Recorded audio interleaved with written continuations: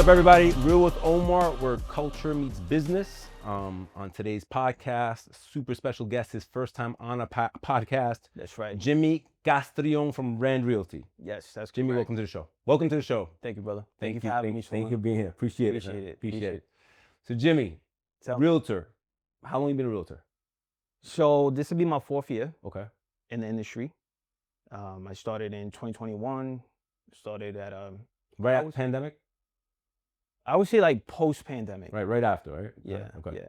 But it wasn't my first rodeo into real estate. So I actually got introduced into real estate in 2016 when I worked for a property management company Okay. in Midtown Manhattan.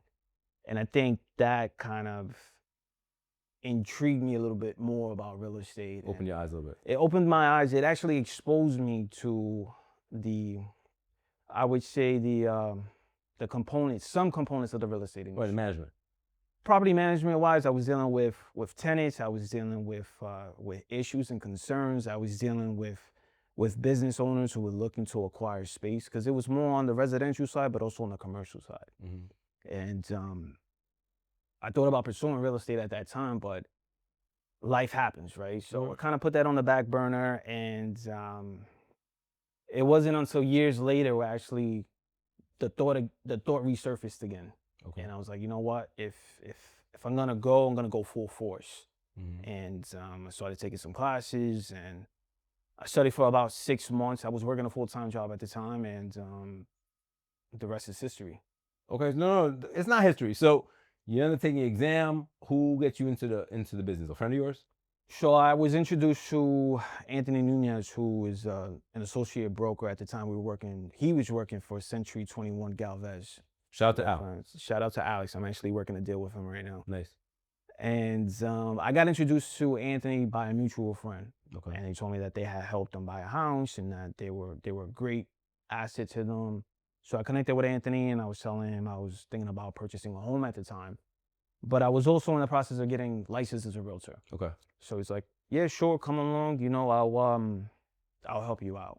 And I think had it not been for that, I wouldn't be in a position where I'm at right now, because I'm a big believer in mentorship, right? Okay. And working off of vibes. And I feel like if someone is genuinely interested in seeing you succeed, they will invest that time in you. Right. And that's something that he did. And of course, I'm fortunate for that, because I was able to learn.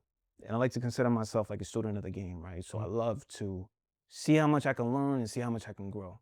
Right. So, and then from there, we worked a little bit with Alex. And when Anthony felt like he wanted to shift a little bit, because at the time he was top producer At Alex's spot? at Galvez for numerous years. Okay.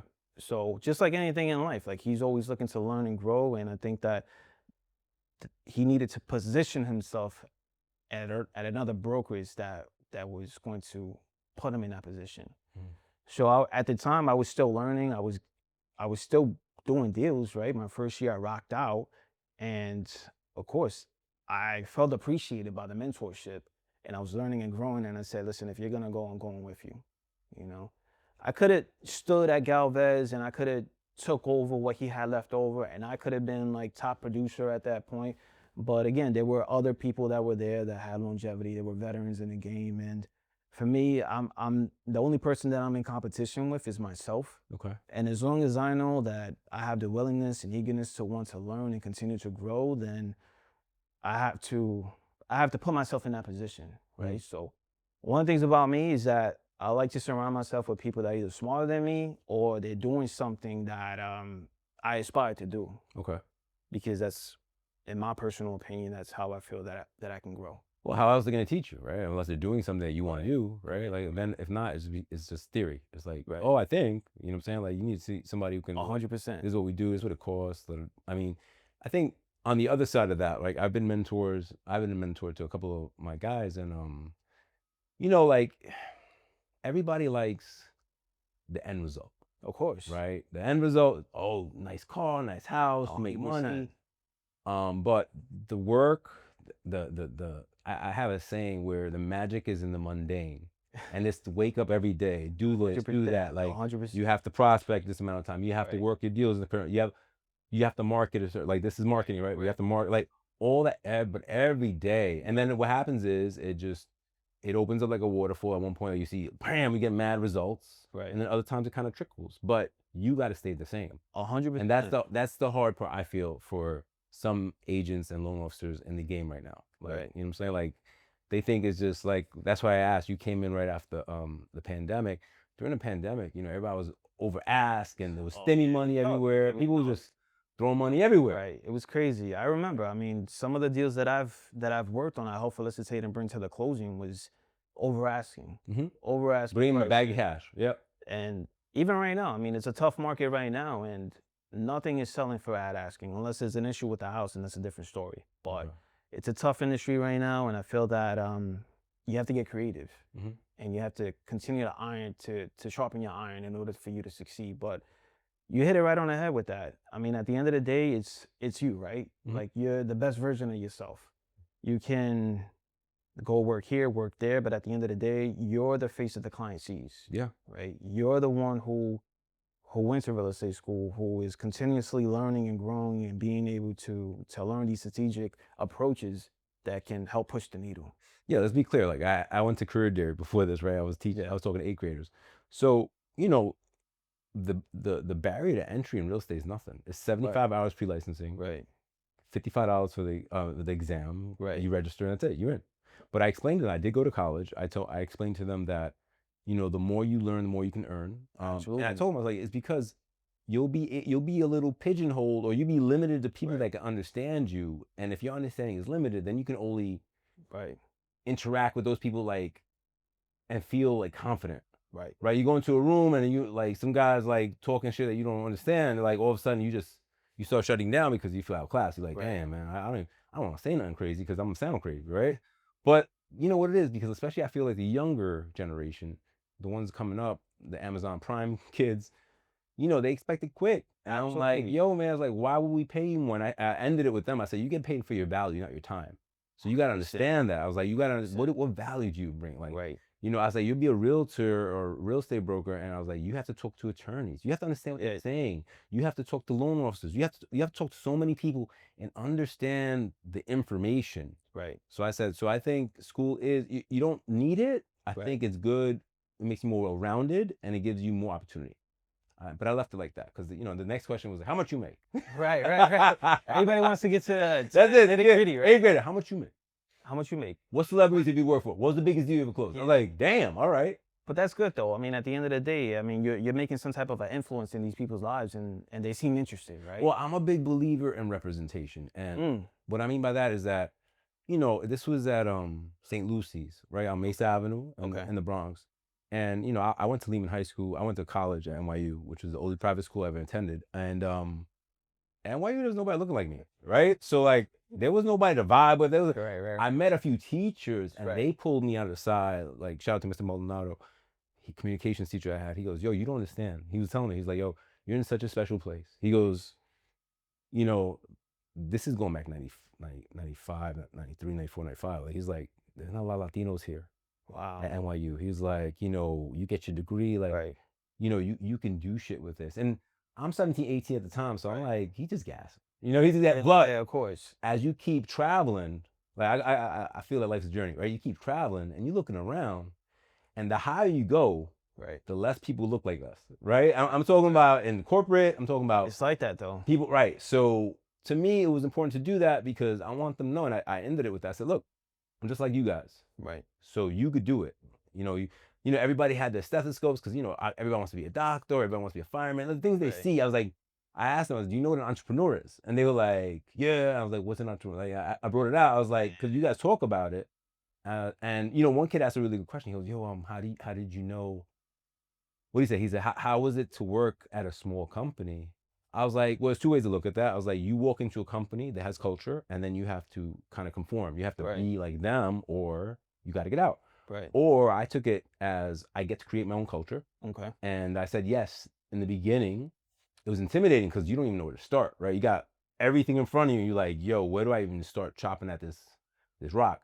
But I told him, going back to my education, like I learned math, I learned this other. So I know it's one foot in front of the other. It's not that intimidating. If you have the education or you're prepared, it won't seem that crazy. And that's kind of what I want to leave them with, because going back to like the Ryan Serhants of the world, like everybody wants to see like the flash. They want that microwavable success, There you right? go. Yeah, It's absolutely. like there's this favorite punchline that one of my favorite rappers, Jadakiss, says, and From Yonkers. YO LOX. He says everybody sees the glory, but they don't know the story. Right. Right. And I resonate with that 100% because, as far as education wise, like my daughter actually encourages me, and I'm actually finishing up my degree right now. Congrats. So, but all I knew was hustle and heart. Right. Right. And I had a passion for that, and I had a passion for succeeding in whatever it is that I do. And thankfully for me, I've been able to move up the ladder in any role that I've had in the past. And my background is in operations and logistics. So I've worked for both the startup environments and the corporate environment. So I know the difference in both of them. They both have several different benefits. But for me, what's important is having that kind of structure that you can take what you've learned in the past and that actually helps you pave the way for the future. Right. And I think that's been pivotal for me in my career and why I've been able to be as successful as I am right now because of that. And you have to be willing to do what nobody else is doing. Having these conversations with the attorneys, the lenders, title companies, home inspectors, just randomly having these conversations, building your network, maintaining those relationships, and seeing where it goes. Look, we have a deal together, right?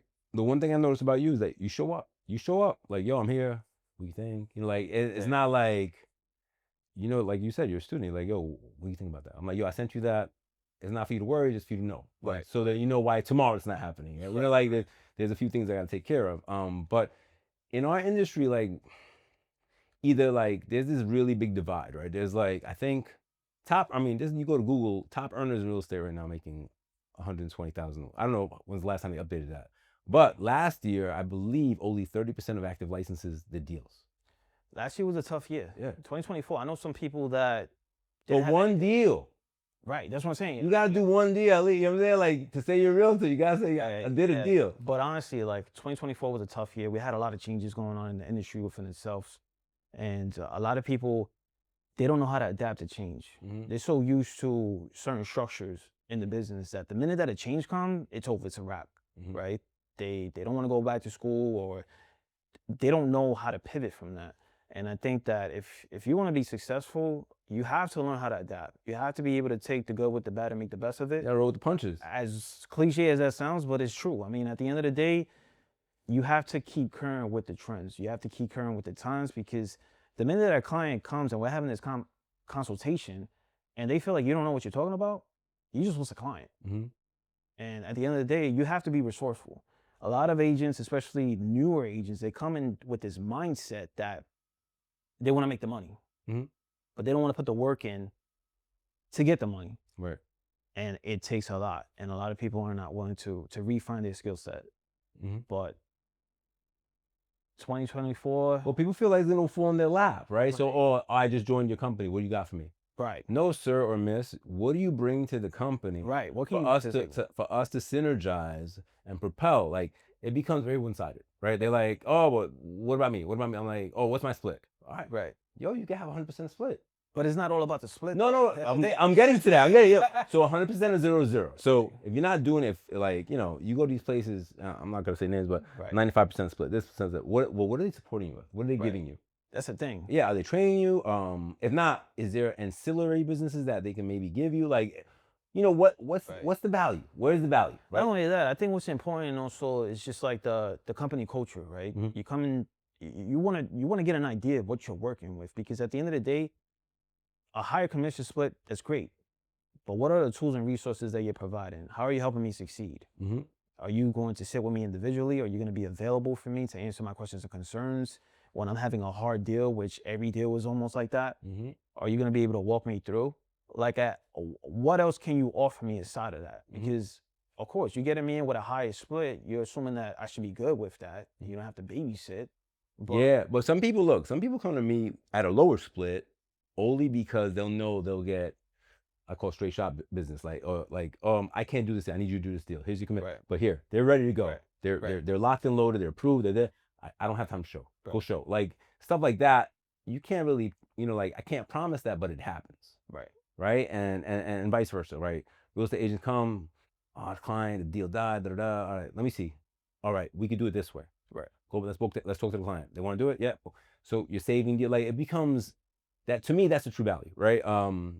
Just going to a realtor, like I'm like, you go to a realty shop and then they're like, all right, we're gonna get you a gift basket and the clothes. I mean, all right, all right, or we could have yoga wellness retreats. Okay, what I mean, all right, whatever. I don't know how to affect your bottom line, right? But Right. but for everybody, because different personalities take to different things, right? Different personalities, they're attracted to that. They're like, oh, I like that. No pressure. I'm like, yeah, no pressure. But then what'd you make last year? Right.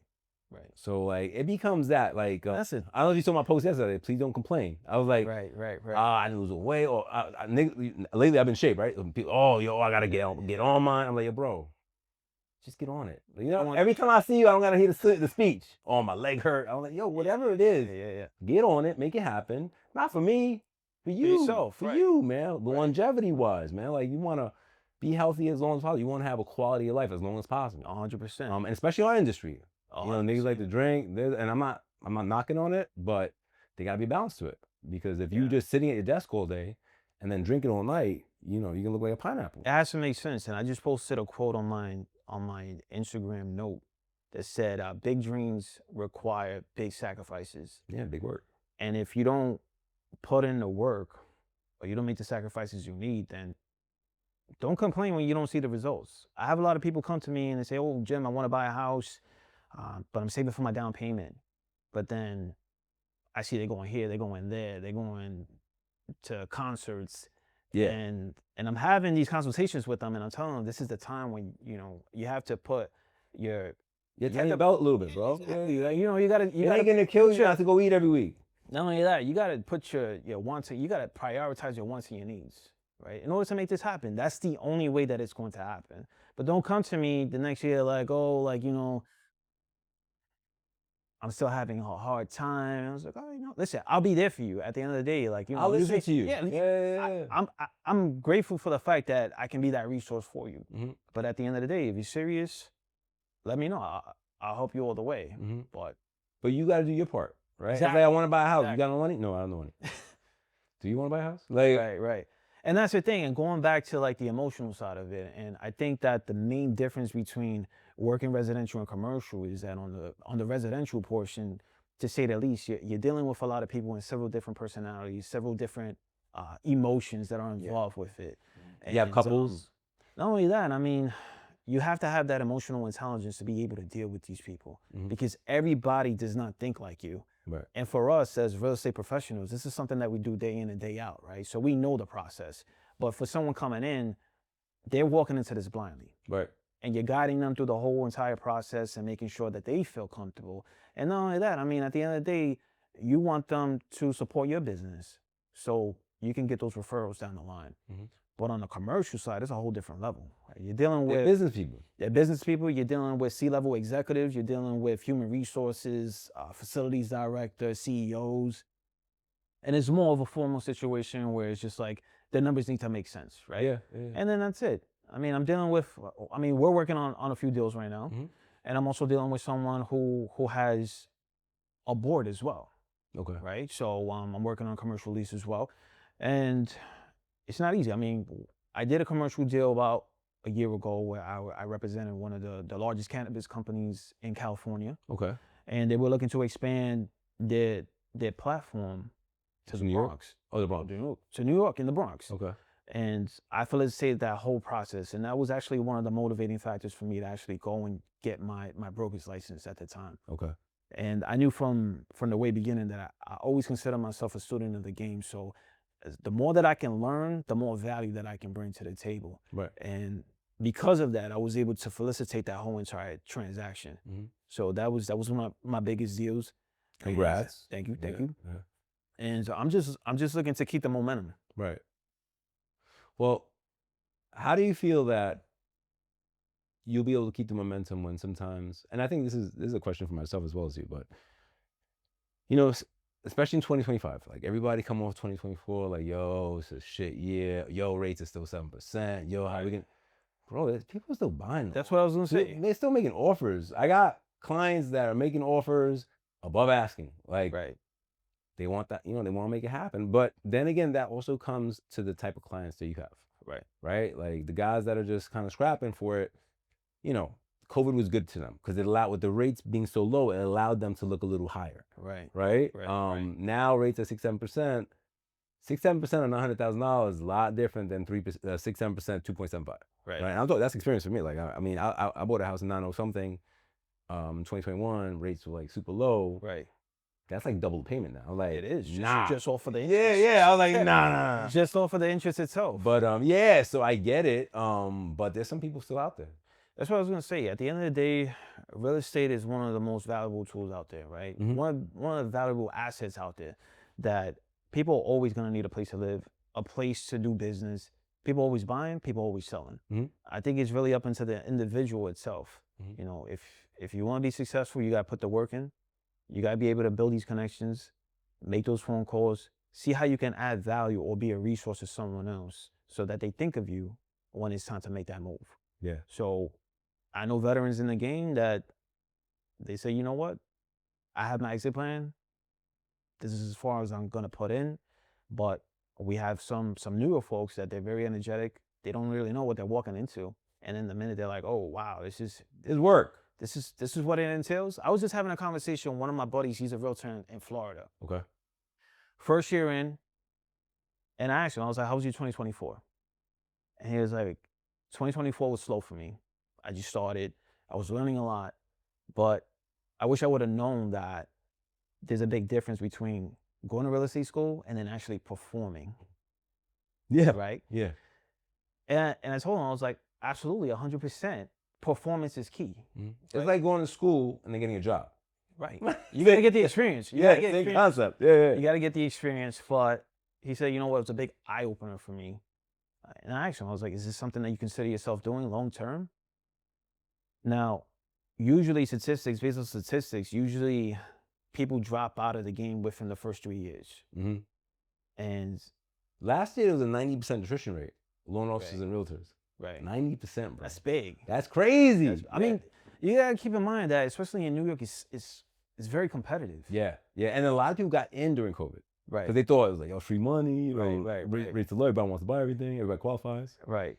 And again, like, it's just, you just gotta be willing to put that work in. I think so. At the end of the day, it's really up to you. Get the right mentorship. I think mentorship is really big, man. Mentorship really matters, because if you align yourself with the people that are doing what you want to do, then of course, pick your brains. I always have conversations with realtors all the time, whether you're new or you're a veteran. I like to try to take something back with me that I can take my little bit of sazon con adobo and try to make it my own spin on it. Yeah. Right, try to make it my own recipe, because again, you might be a top producer and what's working for you is working for you, but that doesn't necessarily mean that it's working for me. Yeah. Right. Because you might not be at that space yet. Not even that, but I mean, you might have a different approach, right? And my style might be a different approach than what you do, but I might be just as successful as you are. Right. But again, there's different paths to success, right? Exactly. Yeah. Exactly. But how do you determine who you work with? I think it's important. Well, for the record, I get along with everyone. Okay, for the record. For the record, I get along with everyone. But I think what's important is that, for me, to say the least, is to work with like-minded people. People that have the same agenda as you, or someone, like I said earlier, someone that's smarter than me, or someone that's doing something that I aspire to do, because then I know that I'm on the right track to success. And for me, if I could just be 1% better than I was yesterday, then I'm on the right path. Yeah, because that's 365% better. 100%. At the end of the year. Yeah. 100%. I think on my side of it, it's a little different because I came up in 2004. I've been doing it a long time. And I worked for different people, but then they didn't have the same, my value system was different, right? Like, so back in the day, as a loan officer, they were like, yo, it was called a redundant dial, or just calls. Right. And it was always a numbers game. Right. And I understand that, if you look at it just like that, but my spin on it was also Latinos, especially very secular, once they trust you, you in with the whole family. Right. But you got to spend that time. Right. You You gotta gotta spend invest that that time. time. Right. I remember one girl, damn, you brought that memory right now. I remember one girl, this is 08, 09, yeah, 08, right before the meltdown, like 07. Lady, I got on the phone, Jersey, Cuban lady. So she was like the boss of her family. She goes, look, da, da, da, was talking in Spanish. She goes, listen, you come to my house today, you do my refinance, my daughters and my sons. Wow. So I went That's and I ended up doing them. But you know, like she wanted to know I was real, not just some dude on the right. phone. And I ended up doing all 3 deals. And but that's kind of how I built my business. Like it was always a little more concierge Right. because fees were never, it was never like discount shopping. Like it was never like, yo, how much you charging me? This guy charging me $50 less. I'm gonna go with him. Right. I never look for that client. To me, that's not a client, it's just a customer. He's just looking Right. for the best, cheapest way. Right. And I always look for clients that needed your value and appreciated it because listen, I've done deals that have fallen apart right before they close for some big time celebrities. And, you know, I ain't shit to them. Like, I learned that the hard way. Like, I was like, yo, clean clothes. They're like, nah, we don't like this deal. We're going to go with this deal. I'm like, yo, you know, like, and that's like when you first in Tough. when you first in the game, yeah, when you first in the game, that's heartbreaking. You're like, what? I'm Absolutely. busting my ass 4 months, da, da, da. But this is real stories. I mean, it's the game. It's the game, Listen, man. man, I've had That's what I can deals. learn. I've had deals where on closing date, Yeah. Yeah, that's hard. it didn't close. Oh, It didn't close for whatever reason, but that was a learning curve, right? I feel like out of every transaction that I work in, I learned something out of it. you have to. That's the only way you're gonna get better. If you pay attention and learn. Absolutely. And I feel that, like you mentioned earlier, like showing up is key, right? I had this investor client who I never met the guy. We signed up an agreement that we were going to work together. He's looking for investment property and he's a contractor. Mhm. And we were scheduled to go look at a property. He happened to get there before me, way earlier than before me. And he calls me as I'm getting there. He's like, hey, I don't want to waste your time. I saw the house. It's not for me. I had two choices. I could have said, okay, no problem. Turn back around. See you later. But I decided, I said, oh, I mean, I'm almost there. You might as well just wait for me. We can put a face on the name. We could Let's shake hands. Yeah. shake hands, you know, and then I could get a better understanding of what you're looking for, right? Right. So let me come and take a look at the home and get a better understanding. So I met him and his wife, Ecuadorian. Shout out to my Ecuadorians. Shout out to Eric. Shout out to Eric. And he took a liking to me, right? Because I showed up. I mean, I think that's very important. I showed up, we built a rapport, and we kept looking at other houses. We was able to find something, 3-family in Wakefield. And I kept in contact with him, you know, maintain that relationship. And he sent me a text last week. He said, hey, Jimmy, how are you? Out of the blue. Out the blue. Right. And I just want to let you know that we're like a week away from completing the renovations. And we're looking for some tenants. You think you can help me out with that? Yeah. And I was like, absolutely. When do you want me to show up? When can I come and look at them? Right. He was like, oh, if you want to come on Saturday morning. I had a lot of things going on Saturday morning. And I was like, yeah, sure, no problem. I showed up, looked at him. He did an amazing job. And then I spoke to him on the phone the following day, and I told him, like, hey, like, by the way, I know you're looking to rent this, because he told me he had a few people lined up for it, but he said he'll let me know. But I followed up with him. So I followed up with him, and I said, hey, listen, I know you had mentioned that you were going to rent this on your own, but I do have a few people in the pipeline that are actively looking. And he was like, yeah, listen, at the end of the day, if you want to list it. I trust you. Oh, for sale. Offer that It went from rent to sale. So no. No, he's on for the renting. For the renting though. Oh no, I thought you said I have people that are looking to buy. Oh no, to rent. To rent. Okay. To rent. But I showed him the property. He renovated the property, and then he called me back to rent it for him. Yeah. So it's about building that rapport with people, having that relationship that you did a good enough job that they trust you for the next one. Yeah. The next one. And he's already looking for something else. Yeah. So it's like now he's not a customer, he's a client. It's a client. Right. It becomes that. That. Having clients is important, especially as you grow, your clients grow. So I remember I have clients that I first started with. I remember when Brooklyn was popping back in 2012, 2013. I remember client went, put some money down, got denied by the bank, whatever, because he had to go state it.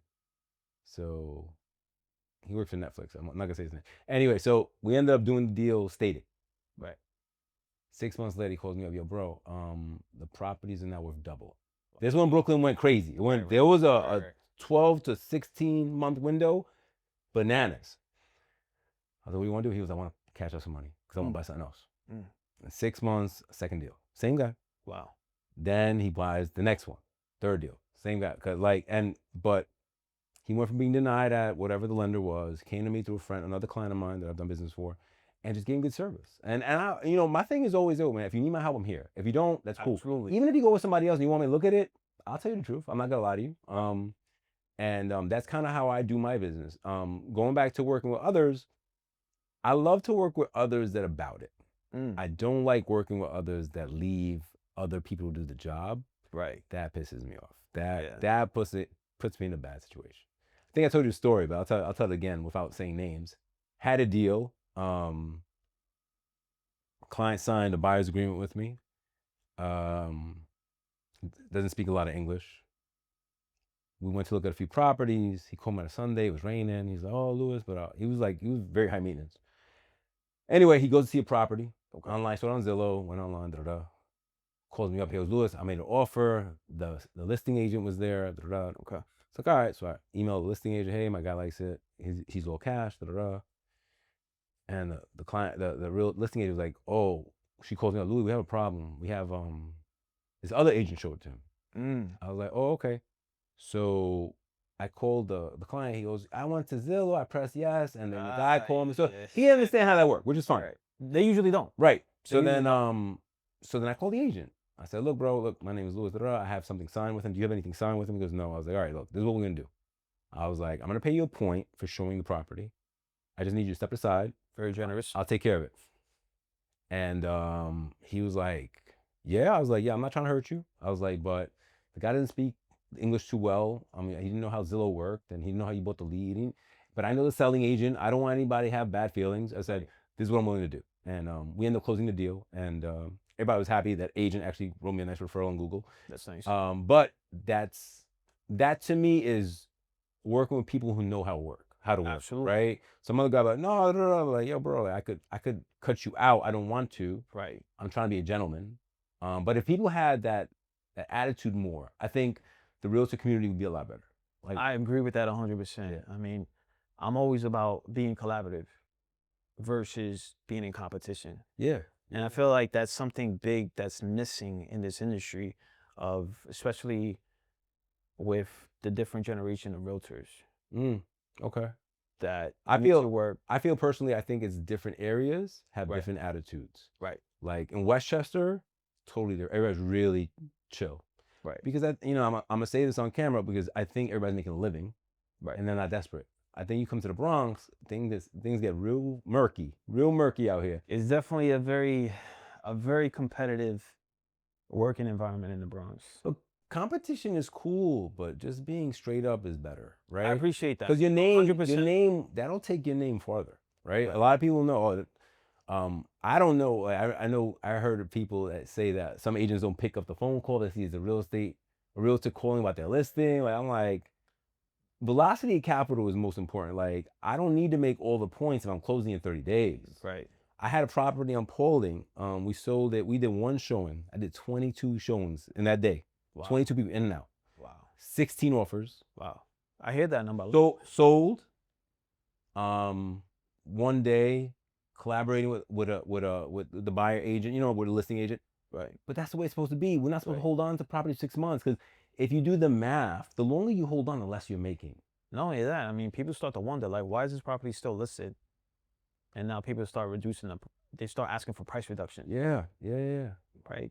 I came at the right price for last. The boom, boom, boom, knocked it out. We're closing this week.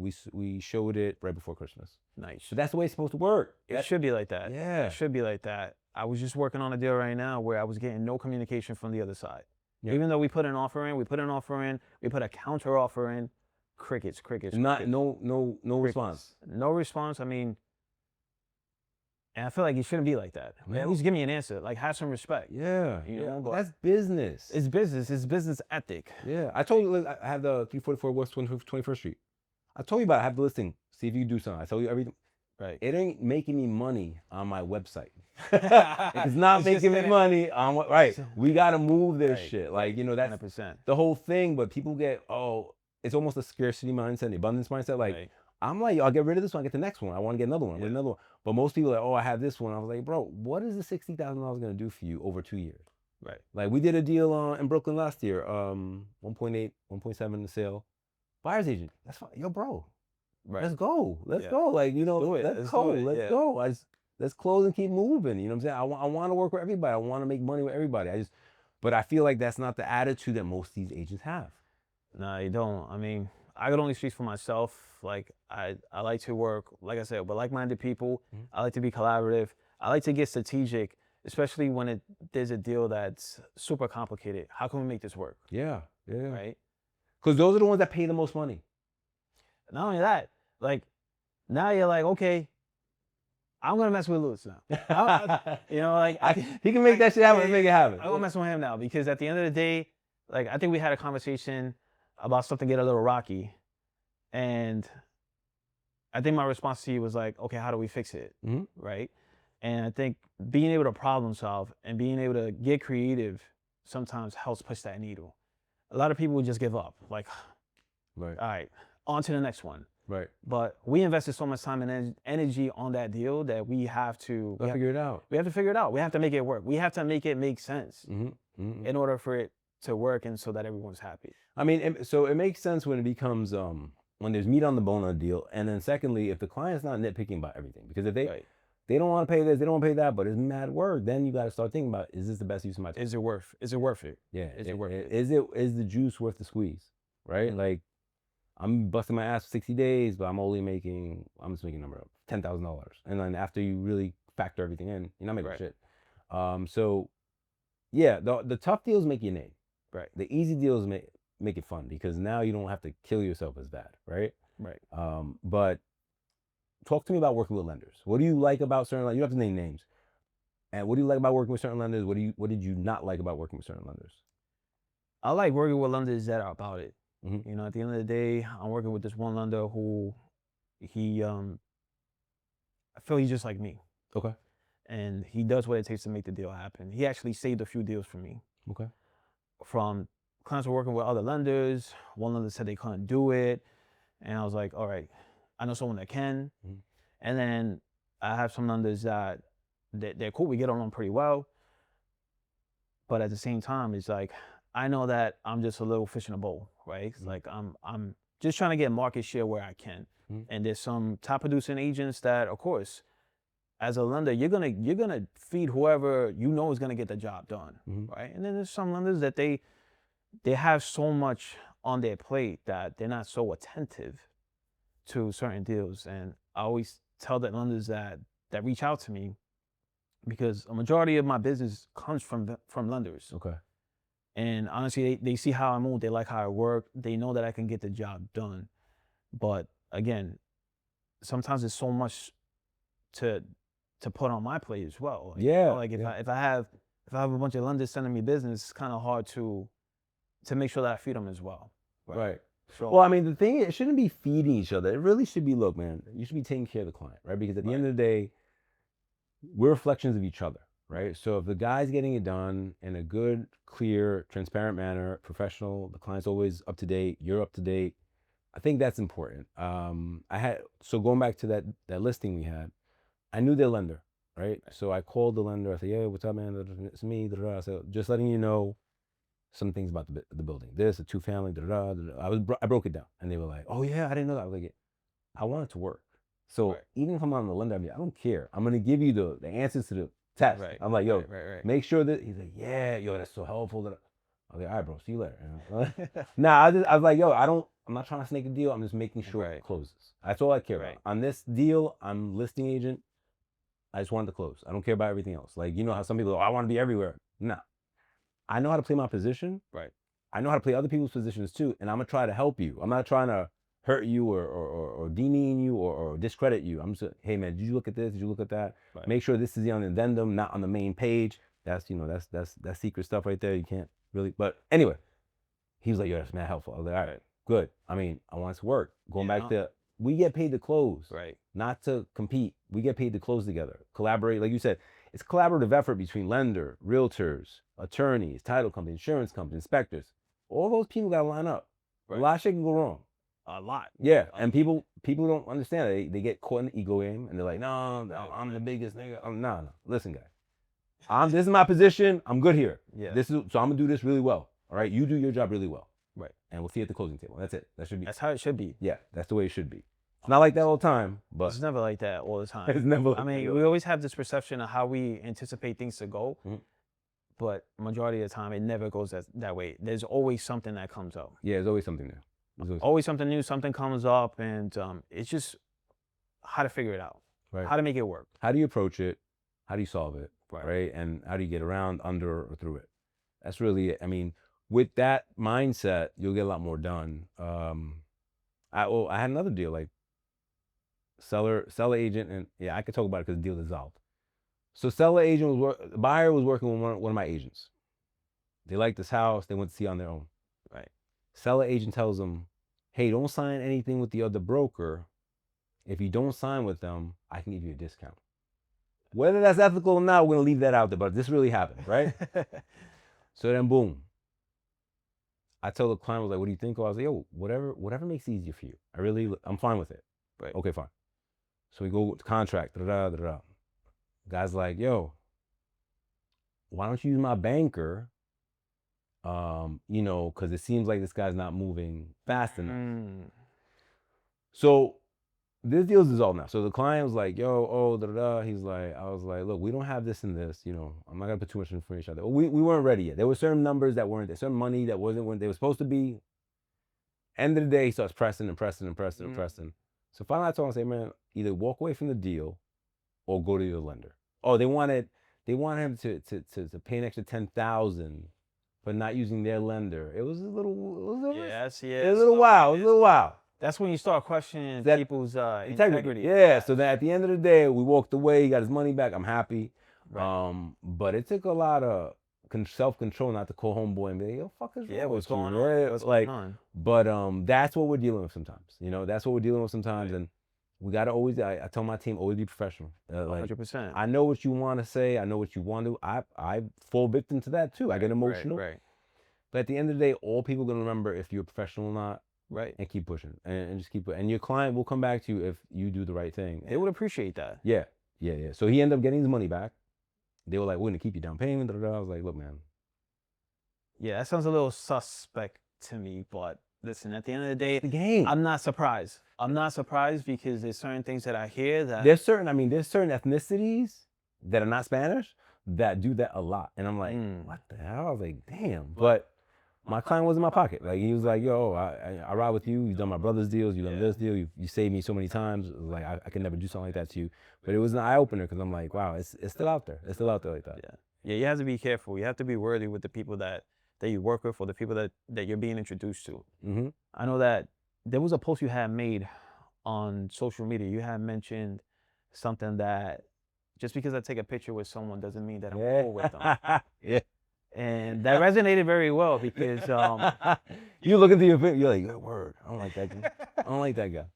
Because I go to a lot of these networking events, and of course, we throw pictures and everything like that. But yeah, totally right when it comes to that, because just because we have a certain interaction, we still got to get to know each other. Yeah, we still got to get to know each other. We still got to know whether or not it makes sense for us to work together, and again, make it happen. The best way to get to know somebody is doing a deal with them, making money with them, because you'll see their true personality. Right. If they're like desperado, or they're like chill, or they're trying to make it work, or I think you told me this, but I won't put you on it. I like, the first solution for everybody when there's a shortage is hit the realtor's fee. Cut the realtor's fee. I'm like, you're like, yo, bro, like I worked on this like 6 months. I worked on this the most. I've been with the client the longest, and now you want to cut my check because it's bigger than yours? I was like, that's not cool. But there should be a certain decorum. There should be a certain like professionalism. You should like go out the room. Like I've been in those rooms. I've had to take L's where I'm like, yo, he's not gonna close. He cut the realtor fee, and it's the like my agent still gets paid. Right. I take the L because if not, it's not gonna happen. It's like that though. I mean, you have to get creative again. I mean, I've taken L's as well, and I've worked with other realtors that they've had more experience than I have.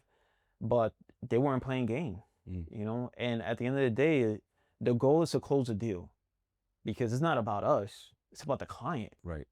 So why are we going back and forth over dollars when at the end of the day you're still getting paid? I'd rather take some than none. Mm-hmm. And if it's gonna close a deal, then why are we going back and forth? Yeah. You can But put it behind you, use it for marketing, and chalk up to next. And hopefully the client refers you somebody. What if it's done in good faith, it's gonna actually, come back to you. 100%, 100 times better. Mm-hmm. And I'm a firm believer of that. You know, there's been plenty of times where people people will ask me, they'll have me on the phone, ask me a series of questions. Absolutely, for me, it's practice, Mm-hmm. right? Because I'm just ironing my skills, Yeah, right? yeah. But whether they work with me or not, 100%, like I respect it 100%. Whether you want to work with X, Y, and Z, if you like the way that I present, you like the way that I can move that needle forward, let's talk. Mm-hmm. Let's talk. But there's some realtors out there, they had me second guessing.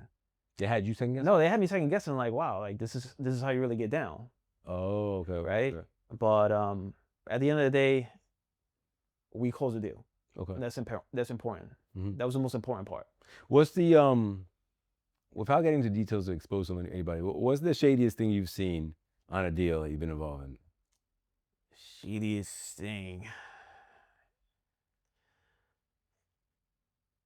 I can't really think of one in particular, but I'm pretty sure something was happening in one of my previous deals. But honestly, like, I guess when people talk to me and they get to know me a little bit, they know that there's certain things that they can't do. Right? Okay. I'm big on I'm big on integrity and working ethically. Mhm. Right? Like people will tell you like I like working with Jim. He's a professional. So whether they tried to do something shady, they knew that I would catch on and I will pull their collar on it. Like Mhm. what's going on? Yeah, what are you doing? Yeah. Right. But I've had certain realtors that they will tell me like, oh, working on this deal, there's no compensation for the buy side. Okay. And I was like, okay, no problem. But then they reduced the they reduced the price by how much I would have gotten paid. Oh, okay, okay, okay. And that had me second guessing, like, wow, like you could have got your client X, Y, and Z number had you just paid me, Mm-hmm. right? But now your client is losing double because now what's gonna happen? If he can't sell it at the price reduction that he did, now he's gonna be forced to pay that commission to Another buy someone fee. else. Yeah, So right. you're gonna lose twice. So it's certain people know how people think they know how to play game, Mm. right? But sometimes you just gotta sit back and listen. Yeah, sit back and watch, right? Sit Sit back back and and watch, but watch. Yeah. sit back and listen to what they're telling you. And if it doesn't make sense, then I've been seeing that a lot lately, where contracts are being revised to include comp.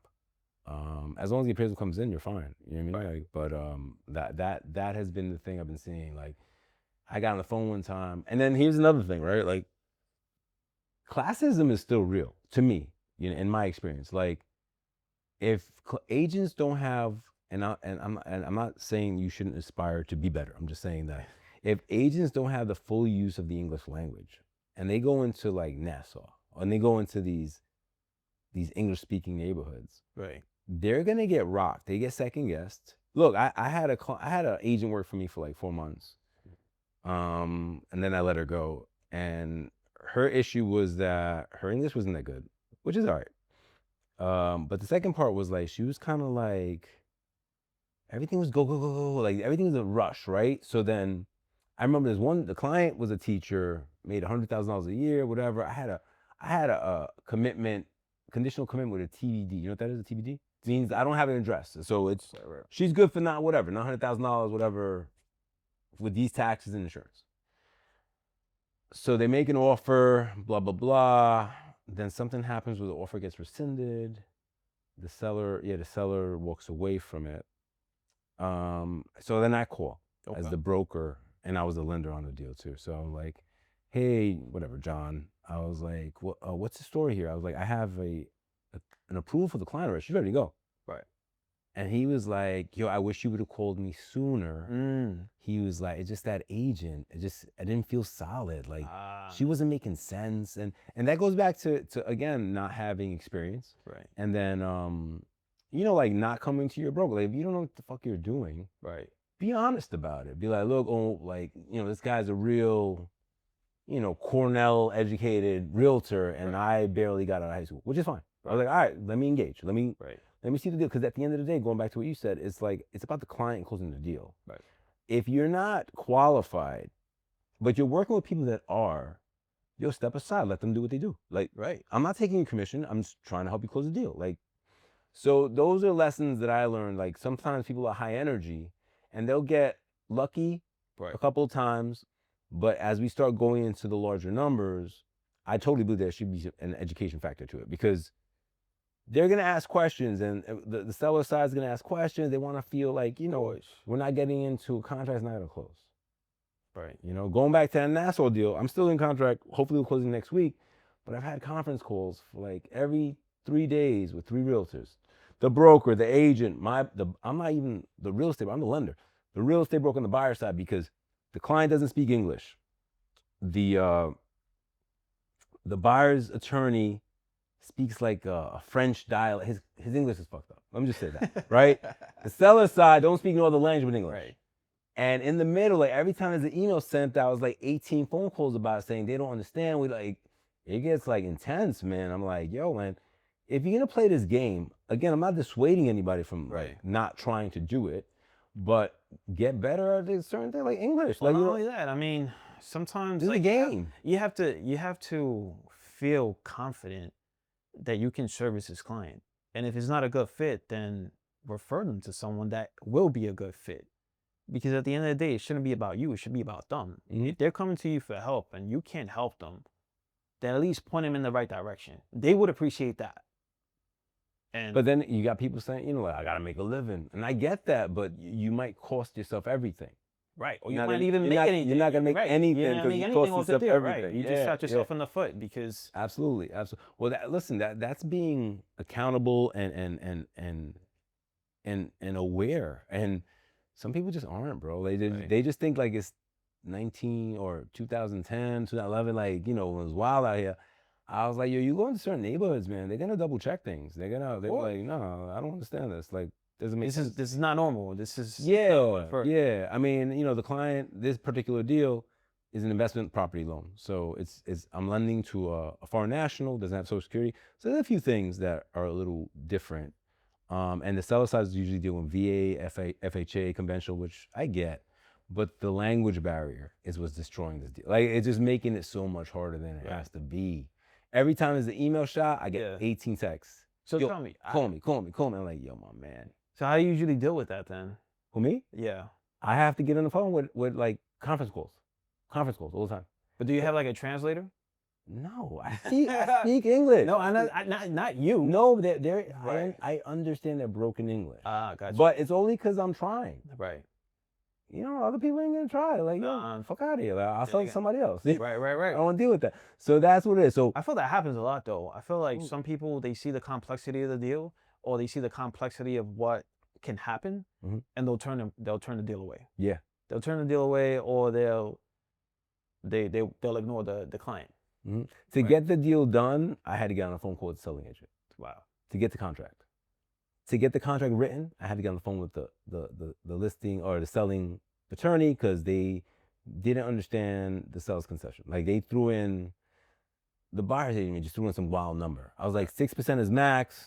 Oh wow. Yeah, 6% is max. I think the contract for like, it's like 700 or something like that. So I think the concession was 36,000, but they asked for 50. Wow. And the selling attorney was like, we can't do more than 6%. I was like, I know, just make it 6%. Because the guy asked for it, and the property appraised. Right. So he could have, but I was like, you can't. Like, Right. I can't give you more credit. It's not gonna happen. So like, there's like a lot of minutia Right. that you have to kind of walk somebody through. And it just, going back to, I don't like working with people that don't know what they're doing, because now I got to do more work. And I'm not saying I should get paid more than you. I'm just saying that there's more work on this side, Right. right? So now like you're kind of leveraging on me a lot, and it takes bandwidth, takes away from other shit. Like, you know, you got to spend a lot of time nurturing these people, and you're making what you're making. You're not making any extra for that. And I think that's important that you say that, because a lot of people, and when I say a lot of people, the clients, they don't really know what's going on behind the scenes. They have no idea No. the strings that we're trying to pull to make it happen for them. And honestly, I don't really think they care, but No, like this client was like, "You're not calling me back." I'm like, "What do you want to talk about?" I was like, "Did you get the bank statement stamped?" No. I was like, "That's what we gotta talk about, bro. Go, Right. go get that done." right, Takes 3 days to get it done. right. He sends it in today. Yo, what are we looking at? I was like, "Yo, I haven't even opened my email." Haven't even gotten a chance to work around it. Bro, like you just sent the stop. Just stop it. so it's hard. It's hard because they do one thing and they expect everything else to fall into place. Like, so much has to fall into place Right, in the right way, in the right sequence. right. No, I see that. I see that a lot, especially from the client's perspective. They think that they're your only client. Yes. But I get it. At the end of the day, they're just as excited to get into a property, and they want to make sure it happens, because we were just talking about this. Time is everything. hmm And Oh, by the way, it goes the other way too. High net worth clients I have, yo, give me this deal, give me this deal. I think I told you off air. I was like, yo, we need to send $175,000 today to make it happen. to secure the deal. Haven't heard a phone call back. But last week, yo, get it for me, please. Get it for me, get it for me. I want it. So I got him a discount of like $200-something off the property. Wow, But big. had to be in contract. No, but I need That was yeah, it has to be today. right. So if it doesn't happen today and then the price goes back to normal tomorrow, then I get the call, what happened? I'm like, bro, I called you all day. What were you It's doing? your fault, right? What were you doing? What It's were your you fault. doing? All week last week, come on. I get it for you. I text you, your bookkeeper, everybody in the mother. Crickets. I feel like in this industry, there's a certain level of urgency, Yeah. because there's so many buyers out there. Bro, There's so many not only buyers. that, is that like, there's money that you could save if you hit time schedules. Right. There's clients that I know that I've had that have lost hundreds of thousands of dollars in default. Wow. Because, you know, I was trying to be accommodating, but the world don't revolve around just you. And I get it. You're a millionaire. I get it. You're big time. Yeah. But not for this. The seller's big time. You're the buyer. Right. You gotta close. You got to play your position. Yeah, let's go. Like if you want, and I can negotiate the best deal in the world, but we can't execute, it's not gonna happen. Right. Because you can only dictate certain terms if you can perform. Right. And if you can't perform, well, that shit goes out the window. And all of a sudden you gotta rebuild your credibility. Right. So like it's you damn you do, damn you do. Like the first time buyer, they send you a piece of paper, yo, we clear? No, we're not clear. The big time client, they want, like, yo, you need to send this? Crickets. Then like you're like, yo, you know what I'm saying? So at the end, you gotta stay calm, keep pushing, keep a lot of balls in the air, Yeah. and work on the ones that are working with you. Right. Right. Yeah. That's 100%. if that is the moral of this story today, is work with the people that are working with you. That's it. Yeah. I mean, at the end of the day, you're the ones making it happen for them.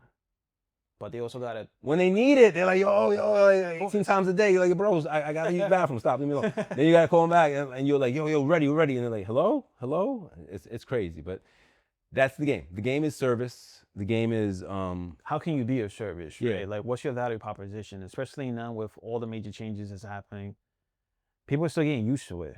People don't know how to work around it or work with it to make it happen.